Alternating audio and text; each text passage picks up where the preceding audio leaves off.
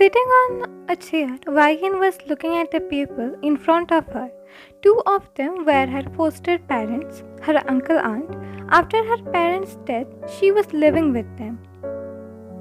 They were talking with a person while holding a suitcase. Vivian knew in that suitcase there was money. The person gave them the money in exchange of her. Yeah, you have read it right. Vivian's foster parents were selling her. Now your thoughts would be, isn't it illegal? Yes, it is.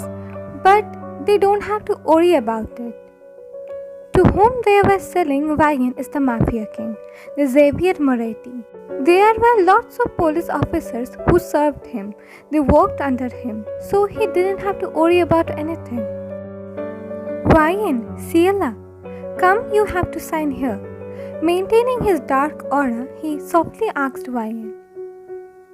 Not wanting to make him angry, Vivian just nodded and went to him. He gave her a paper which she had to sign. Vivian glanced at the paper. It read marriage certificate.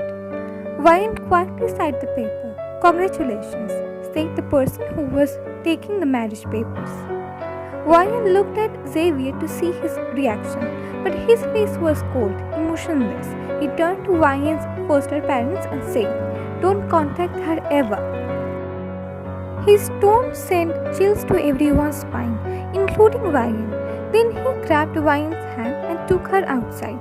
While coming outside, she saw men they were saluting Xavier.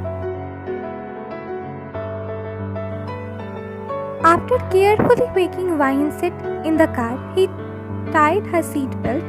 He then sat beside her and commanded the driver to drive.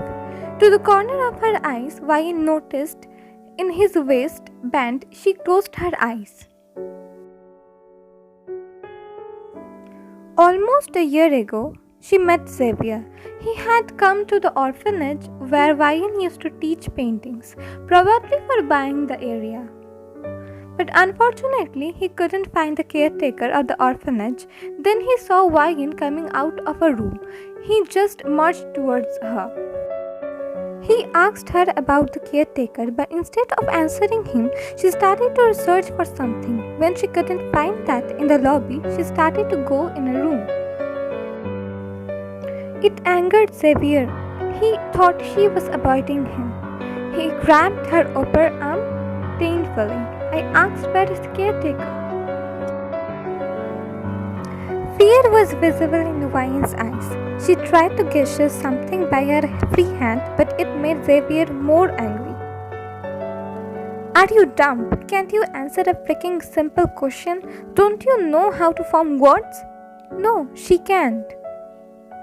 Xavier turned towards the source of the voice and found the little boy. "Why are you holding Vivian like that?" Ignoring the boy's query, Xavier turned towards Vivian and asked, "Are you mute?" With her tear-stained eyes, she nodded. Like a disease, he parted away from Vivian. "When the caretaker comes, tell him Xavier Moretti has visited him."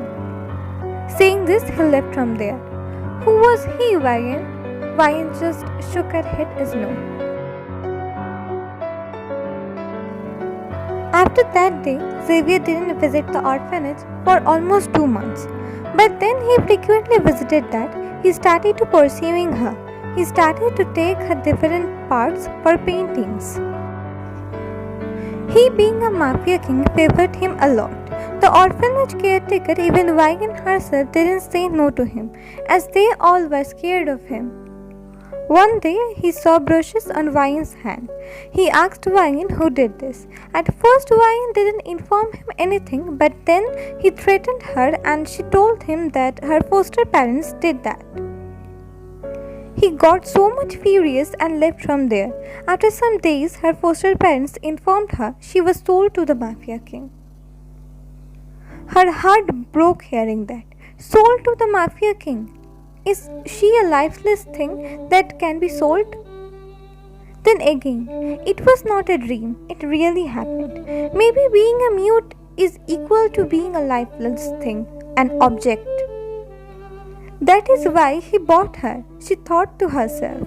And for the marriage certificate, maybe it's kind of a property papers to ensure her to be his possession. Wine, we are home. Wine's reverie was broken by his voice. She saw him getting out of the car. She followed him. Getting inside the house, they both were greeted by his maids and bodyguards. Each and every man there was holding. Fear was clearly visible in Wine's eyes. Xavier dismissed his staffs and went to upstairs while holding Wine's hands. After entering his room, he took out his and placed it on the night table. He then started to take towards Wine. She fearfully looked at him as she knew what was coming next. Before Wine could gesture him anything, he cupped her face and started to kiss her. He didn't even bother that Wine was not kissing him back. At that time, he heard a knock on the door. First he ignored it, then he again heard the knock. Groaning, he parted away from her. Cursing numerous times, he opened the door and found a maid standing there. Don't you have any sense? Don't you know you shouldn't disturb a couple on their wedding night? He yelled at the top of his lungs. Both Wine and the maid flinched. Sir, do you want to have your dinner now? Do you want to have dinner, Wine? Seeing him this angry, Wine shook her head as no. She doesn't want dinner. Saying this, he closed the door on his face.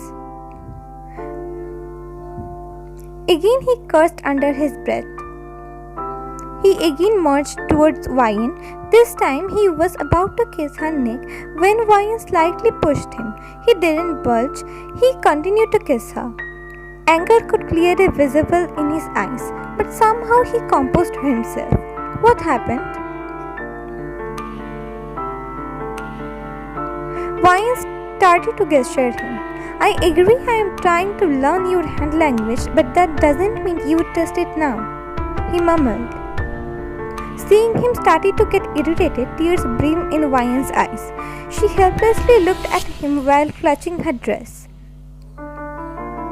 Her eyes were helplessly searching for a pen and a paper to inform him that she was not comfortable with him. Seeing her helplessly clutching her dress, he asked, Are you on your periods? His patience level was decreasing. He again asked her in a stern tone, Are you? Wine immediately nodded her head. For a second, she saw softness in his eyes. He sighed and collected his, Take rest then, I will send maid for you.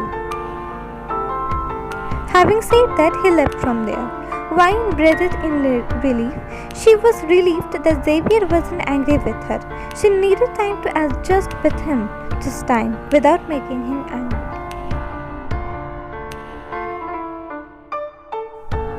When he came downstairs, he was too much frustrated.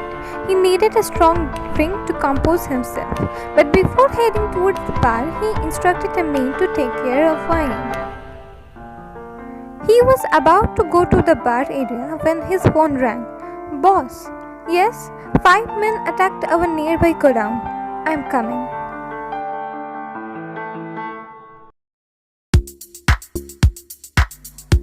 Five men arrived in an abandoned godown and tried to open it.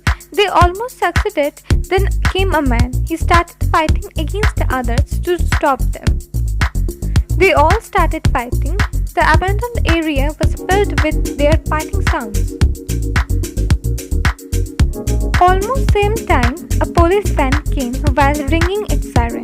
Police immediately came out of the car with They were greeted with 5 men lying on the floor with brushes. Then their eyes met a man standing while facing the godown shutter. Seeing him, the police ring the car siren again and hands up.